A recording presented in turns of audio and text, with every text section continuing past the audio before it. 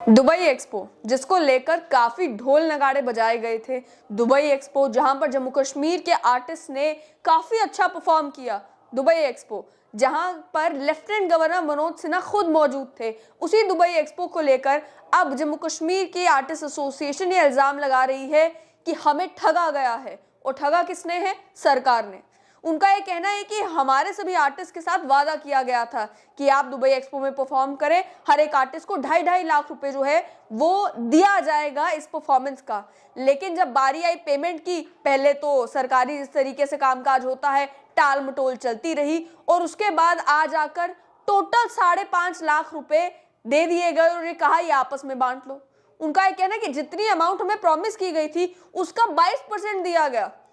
और वो भी किस तरीके से कि जब दुबई एक्सपो का इस आर्टिस्ट एसोसिएशन का कहना है कि टोटल बजट 5.5 करोड़ का था और हम जितने आर्टिस्ट वहां पर गए, वहां पर रुके, 12 दिन लगातार हमने वहां पर परफॉर्म किया, 15 दिन की ये टोटल ट्रिप थी।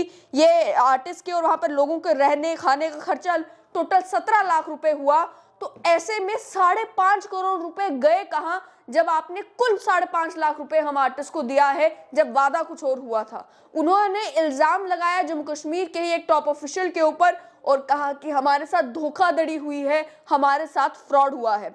जम्मू कश्मीर आर्टिस्ट एसोसिएशन के कन्वीनर महमीद सैयद, उन्होंने इल्जाम लगाया है हैंडलूम और हैंडीक्राफ्ट डिपार्टमेंट के डायरेक्टर महमूद शाह के ऊपर कि हमारे साथ फ्रॉड किया गया है, हमें झूठ बोला गया, हमसे वादा कुछ और किया गया और अंत में हुआ कुछ और। वहीं जब डायरेक्टर साहब से पूछा गया कि भाई इस तरीके के इल्जाम लग रहे हैं तो उन्होंने साफ तौर पर कह दिया भाई जे&के कल्चरल एकेडमी का जो रेट है, रेट के अकॉर्डिंग हमने पैसा पे कर दिया है। लेकिन आर्टिस्ट का ये कहना है कि हमें वादा कुछ और किया गया था, जिस समय हमें लाना था, जिस समय हमें ले जाना था, जिस समय हमने परफॉर्म करना था, लेकिन उसके बाद अब हमारे साथ ही धोखाधड़ी की जा रही है। उनका ये कहना है कि हमारे साथ ओरली वादा किया गया था, अब लिखा पढ़त में किया जाता तो हम आपको सबूत दिखाते कि हमसे वादा किया गया था, ये एग्रीमेंट साइन हुआ था। लेकिन जनरली इन कामकाजों में यही होता है कि ओरली बोल दिया जाता है कि भाई आपको इतने पैसे मिल जाएंगे, तो हमें भी उम्मीद थी कि अगर कहा जा रहा है तो इतने पैसे मिल जाएंगे। लेकिन नतीजा ये निकला, अब आर्टिस्ट ये इल्जाम लगा रहे हैं कि हमारी परफॉर्मेंस हो जाने के बाद और एक ऐसे इवेंट में जिसमें लेफ्टिनेंट गवर्नर मनोज सिन्हा खुद मौजूद थे, जो बार बार दावे करते हैं कि आर्टिस्ट को प्रमोट करना है, लोकल आर्टिस्ट को आगे बढ़ाना है, लोकल आर्टिस्ट को स्टेज देना है, लोकल आर्टिस्ट को जितना हो सके उतना उनकी मदद करनी है ताकि वो और ज्यादा सक्षम हो सके और ज्यादा आगे बढ़ सके। उसके बावजूद भी सरकार हमारे साथ ऐसा कर रही है, ये उम्मीद हमें नहीं थी। इसमें एक पॉपुलर सिंगर जो है उनका ये कहना है कि वर्बल कमिटमेंट जो थी 2.5 लाख की, वो पूरी नहीं की गई और इंतजार किया गया जब तक वो 5.5 करोड़ रुपए जो बजट था इस इवेंट का, उसमें से आधे से ज्यादा पैसा लैप्स ना हो गया। यानी कि बजट का पैसा लैप्स हो जाए वो चलेगा, लेकिन आर्टिस्ट को पैसा नहीं मिलना चाहिए, इस तरीके का की अप्रोच जो है वो सरकार की रही है। ये वो आर्टिस्ट इल्जाम लगा रहे हैं। उनका ये कहना है कि हम जब वापिस आए हमें डॉज किया गया, हम फोन करते रहे कि भाई हमारे पैसे, लेकिन फिर एक साथ 5.5 लाख रुपए दे दिए गए और कहा गया भाई यही आपस में बांट लो, इतने ही पैसे मिलेंगे। उन्होंने कहा कि हमारे साथ ही फ्रॉड हो रहा है, इंक्वायरी होनी चाहिए कि 5.5 करोड़ अगर बजट था तो पैसा गया कहाँ, पैसा खर्च कहाँ हुआ। अगर हमें इतना पैसा दिया जा रहा है, बोर्डिंग और लॉजिंग पर 17 लाख रुपए खर्च हुआ, बाकी इवेंट पे लगभग और कितना ही पैसा खर्च हो सकता है, तो बाकी पैसा जो है वो गया कहाँ, किसकी जेबें भरी, इस पर भी एक इंक्वायरी होनी चाहिए, इसकी डिमांड उन्होंने की। और एक और फेमस सिंगर वकार खान, उन्होंने भी ये कहा कि काफी दुखद है, काफी दर्दनाक है कि हम आर्टिस्ट को ये सब कुछ झेलना पड़ रहा है।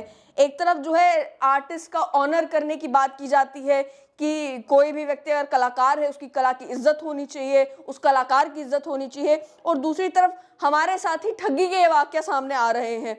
इसके साथ साथ में उन्होंने कहा कि फिक्की को रिस्पॉन्सिबिलिटी दी गई थी दुबई एक्सपो 2020 के इवेंट को करवाने की, लेकिन जो सबमिशन ऑफ बिल्स है यानी कि बिल सबमिट करने में डिले हुआ, उसकी वजह से काफ़ी अमाउंट जो है वो लैप्स भी हुआ और उसके अलावा जो ट्रेजरी ऑपरेशन है उसमें भी काफ़ी डिले हुई पेमेंट्स में। नतीजा ये निकला कि एक तरफ आर्टिस्ट ना खुश, दूसरी तरफ बजट का पैसा लैप्स, और तीसरी तरफ दुबई एक्सपो तो शानो शौकत के साथ हो गया। यानी कि जितनी उसकी प्रमोशन होनी थी, जितना उसमें कलाकारों ने परफॉर्म करना था, वो अच्छा खासा इवेंट हो गया। लेकिन अक्सर जम्मू कश्मीर में आर्टिस्ट के साथ यही होता है कि इवेंट खत्म हो जाने के बाद बस उन्हें फिर कभी एक दरवाज़ा कभी दूसरे दरवाजे पर दस्तक देनी पड़ती है कि भाई हमारा पैसा, हमारी फीस, हमें वादा किया गया था, हमें सुनहरे ख्वाब दिखाए गए थे। अगर इसी तरीके का व्यवहार आर्टिस्ट के साथ जम्मू कश्मीर में रहा, जैसा ये इल्ज़ाम आर्टिस्ट लगा रहे हैं, तो फिर आर्टिस्ट भी ये सवाल पूछते हैं कि आप बताएं कि आपके इन सरकारी कार्यक्रमों में फिर परफॉर्म करेगा कौन? आपके इन सरकारी कार्यक्रमों में कम फीस पर अपना समय निकालकर, अपना समय तोड़कर आएगा कौन? और आपकी बात पर आगे से विश्वास कौन करेगा जब आप कहेंगे कि इतनी फीस दे दी जाएगी? जितने गुंजल प्लेस, डोगरी वर्ड है, जितने गुंजल प्लेस सरकार डालती है जिस समय कोई इवेंट होना होता है कि ये हो जाएगा, वो हो जाएगा, ऐसे आपकी पेमेंट मिलेगी, वैसी मिलेगी, इसका डिले है, उसका डिले है। आर्टिस्ट कहते हैं हमने भी यही सब करना शुरू कर दिया। फिर अगर हमने भी कहा कि भाई हमारे पास डेट्स अवेलेबल नहीं है, आप पहले रिटर्न अग्रीमेंट करें, आप पहले रिटर्न में दें, आप कितने पैसे देंगे, आप ये सारी चीज़ें पहले फॉर्मलाइज करें, उसके बाद हम जाकर परफॉर्म करेंगे। फिर आपके जो बड़े बड़े इवेंट्स होंगे उसमें जब बुलाएंगे कि यार डोगरी का कोई कलाकार आना चाहिए, क्या कोई डोगरी का कलाकार आएगा? जब आप चाहेंगे कि कोई कश्मीरी फोक सिंगर आना चाहिए, क्या वो कोई कश्मीरी फोक सिंगर आएगा? जब आप उम्मीद ये करेंगे कि आपको जम्मू कश्मीर के आर्टिस्ट को स्टेज सजाने के लिए चाहिए, चाहे आपको उस बात का फायदा ही क्यों ना उठाना हो कि देखिए हम जम्मू कश्मीर के आर्टिस्ट को कितना प्रमोट कर रहे हैं, क्या आपको कोई चेहरे नजर आएंगे?